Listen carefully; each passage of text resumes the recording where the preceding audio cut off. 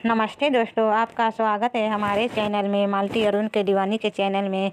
दोस्तों, हमारे पारसी धर्म में गौ माता को एक अत्यंत महत्वपूर्ण और पवित्र पशु माना जाता है। शास्त्रों में गौ माता को माता कहा गया है और समस्त देवी देवता इनका पूजन करते हैं। गौ माता के शरीर में 33 कोटि देवी देवताओं का निवास होता है। गौ माता एक अत्यंत पवित्र, निर्मल, शांत, निष्पाप जीव है। त्रिशंगमंडे में इस संसार का पालन पुत्र पोषण करने वाली कामधेनु माता कहा गया है। इसके दर्शन मंत्र से मनुष्य के हजारों पाप नष्ट हो जाते हैं। इसलिए कभी इस निष्पाप गौ माता पर अत्याचार नहीं करना चाहिए। गौ माता को कभी मारना नहीं चाहिए और कभी उन्हें कष्ट नहीं देने चाहिए। गौ माता को मारना शास्त्रों में सबसे बड़ा पाप माना गया है। दोस्तों, भगवान श्री कृष्ण को गायों से विशेष लगाव था। उन्होंने गौ माता को बहुत अधिक प्रिय। श्री कृष्ण के अनुसार गायों की सेवा करना ही सर्वश्रेष्ठ धर्म है। इससे बड़ा पुण्य का कार्य संसार में दूसरा कोई नहीं। कलयुग की भविष्यवाणी करते हुए भगवान श्री कृष्ण कहते हैं कि कलयुग में जब धर्म का लोप हो जाएगा तब मनुष्य के गौ माता की सेवा नहीं करेंगे। मनुष्य केवल दूध के लिए ही गौ माता को पढ़ेगा। दूध के लिए वह गौ माता को बहुत कष्ट देगा, जिसके परिणाम स्वरूप कलयुग में पाप और धर्म उसके चरम पर होगा। कलयुग के अंत का लक्षण बताते हुए श्री कृष्ण कहते हैं, जब संसार से गौ माता समाप्त हो जाएगी तब कलयुग का अंत होगा। जो मनुष्य कलयुग में भी गौ माता की निस्वार्थ भावों से सेवा करेगा वह सुख समृद्धि प्राप्त करेगा। जो क्षत्रिय रसोई में बनी पहले रोटी गौ माता को खिलाएगी वह सदा सुहागन और सौभाग्यशाली रहेगी। जो लोग अपने घर में गौ माता से प्राप्त पचंपी को घर में रखेगा उसके घर में कभी दुख दरिद्रता नहीं आएगी। दोस्तों, हमारी धर्म के सभी शास्त्रों में गौ माता की सेवा को ही सर्वश्रेष्ठ माना गया है। जो व्यक्ति प्रतिदिन किसी इसी तरह से गौ माता की सेवा करता है वह सबसे अधिक पुण्यवान बन जाता है। गाँवों में तो मनुष्य को गौ माता की सेवा करने का अवसर प्राप्त होता है, लेकिन शहरों में गौ माता के दर्शन आसानी से नहीं हो पाते हैं। इसलिए मनुष्य को गौशाला में जाकर गौ माता की सेवा करनी चाहिए अथवा गौशाला के लिए दान धर्म करने चाहिए। इसके अलावा आप अपने घर में ही गौ माता की मूर्ति रखकर उनकी पूजा जरूर करें। इससे भी माता कामधेनु का आशीर्वाद प्राप्त होता है। शास्त्रों में गौ माता को माँ लक्ष्मी का रूप माना गया है, इसलिए उनकी पूजा करने से दरिद्रता दूर होती है। प्राचीन काल से ही गौ माता की सेवा और संरक्षण करने की परंपरा चली रही है। कई ऋषि मुनि अपनी कुटिया में गायों का पालन करते थे तथा राजा महाराजा गायों का दान करते थे। गायों के दान को सबसे बड़ा दान कहा गया है। गौ माता का दान करने से सभी जानों के पाप नष्ट हो जाते हैं और पैर को मोक्ष की प्राप्ति होती है। आज हम आपको गौ माता के संबंध में बहुत ही महत्वपूर्ण बातें बताने जा रहे हैं।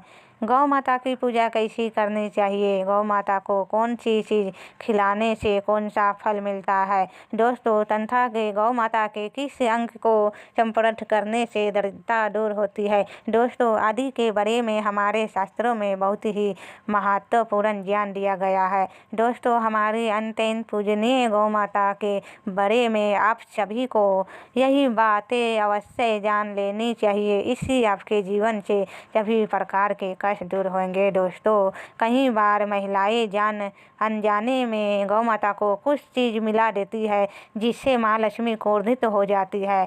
शास्त्रों में कहा गया है कि यह चीज़ गौ माता को कभी नहीं खिलानी चाहिए। इससे मनुष्य के जीवन में दुर्भाग्य आता है और उसे किसी भी कार्य में सफलता नहीं मिलती है। तो चलिए जान लेते हैं गौ माता के विषय में महत्वपूर्ण नियम। सबसे पहले बात है दोस्तों, गौ माता वहाँ के दर्शन करना वह बहुत शुभ होता है। शास्त्रों कहते हैं रोज सुबह गौ माता के दर्शन होने से पुण्य की प्राप्त होती है और सुबह गौवर के दर्शन होने से लक्ष्मी की प्राप्त होती है। अगर किसी महत्वपूर्ण कार्य के लिए जा रहे हैं और अचानक कि गौ माता आपके रास्ते में आ जाती है तो वह कार्य निश्चित ही सफल हो जाता है।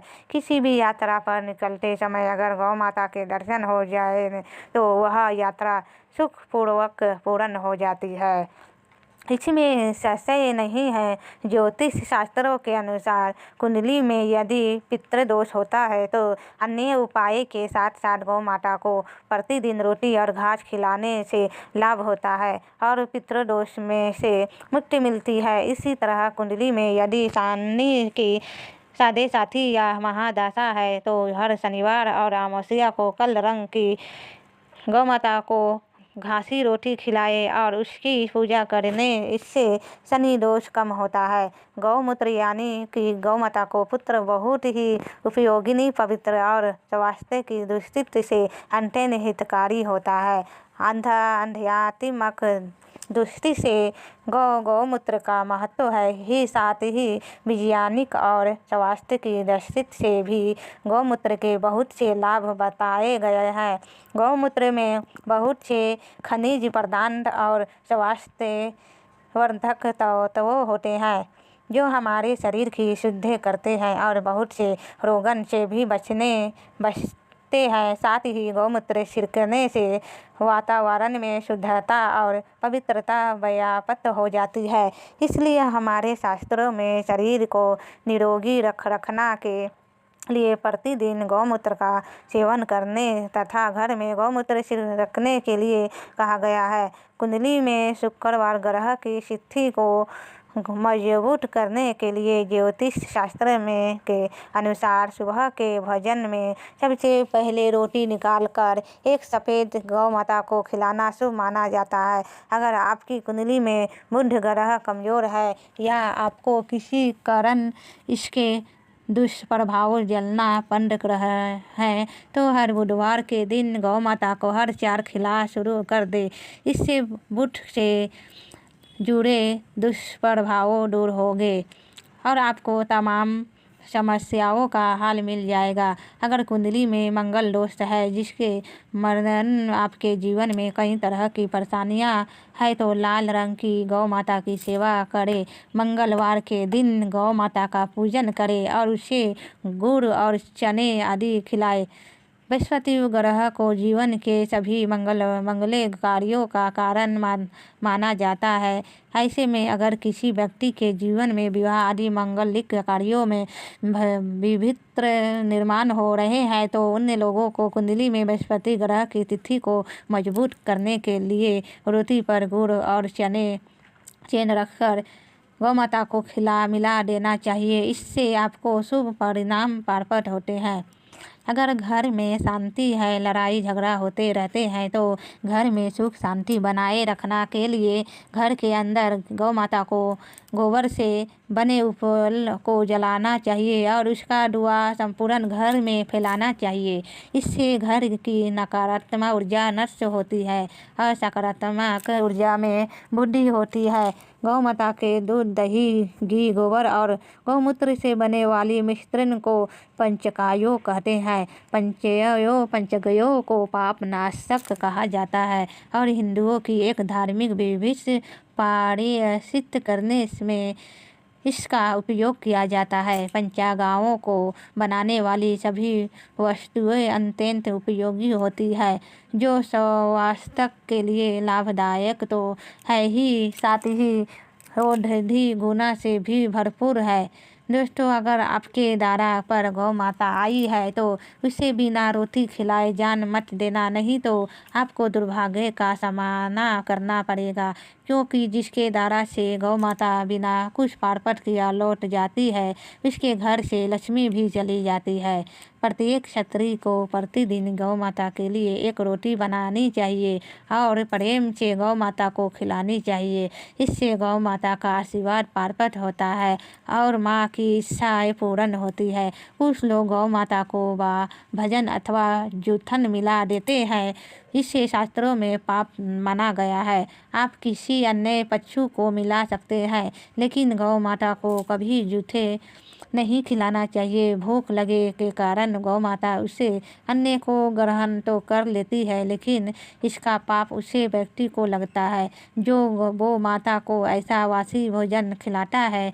गौ माता एक शाकाहारी और पवित्र पशु है, इसलिए गौ माता के भजन में कभी मांस भरे आदि चीज़ नहीं डालनी चाहिए।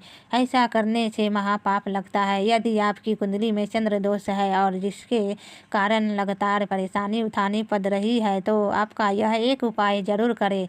आप रोटी पर सफ़ेद मक्खन, नमक और घी लगाकर गौ माता को मिला दें। यदि शनि दोष है तो आटे में थोड़े कल्ला तिल मिलाकर रोटी बनाकर गौ माता को मिला दे। इससे शनि दोष समाप्त होता है। मंगल दोष को दूर करने के लिए रोटी पर हल्दी लगाकर गौ माता को खिलाना चाहिए। अगर घर में धन की समस्या है तो गुरुवार के दिन गौ माता को केले का फल खिलाना चाहिए, इससे दरिद्रता दूर होती है। दोस्तों, गौ माता के पीठ पर एक उभरा हुआ कुंवर होता है, उससे कांवर में सूर्य केतु नदी होती है। जब भी आपके द्वार पर गौ माता पधारे, आप इस वर को एक बार जरूर स्पर्श करने उसे आपके जीवन से सभी दुखों का अंत होगा और धन संपत्ति की प्राप्ति होगी। शास्त्रों में कहा गया है, जो मनुष्य तन धन से गौ माता की सेवा करता है, वह मृत्यु के बाद बैतरणी नदी को गौ माता की पुष्प पकड़ कर लेते हैं, उसे व्यक्ति की काल मृत्यु नहीं होती है और उससे मोक्ष की प्राप्ति होती है। जी व्यक्ति के भाग्य की रेखा सोई हुई है, अगर वह व्यक्ति अपनी हथेली पर गुड़ रखकर गौ माता की जब से सकता है, तो उसकी सी हुई भाग्य रेखा खुला जाती है और उसका दुर्भाग्य सौभाग्य में परिवर्तित हो जाता है। तो दोस्तों, इस प्रकार से आपको सभी गौ माता की सेवा जरूर करें। उम्मीद है आपको यह जानकारी अच्छी लगी होगी। वीडियो को लाइक जरूर करें और कमेंट में जय गौ माता और जय श्री कृष्णा जरूर लिखें। साथ ही चैनल को सब्सक्राइब करें, शेयर करें। दोस्तों, फिर नेक्स्ट वीडियो में आप सभी से मिलती हूँ। नमस्ते दोस्तों।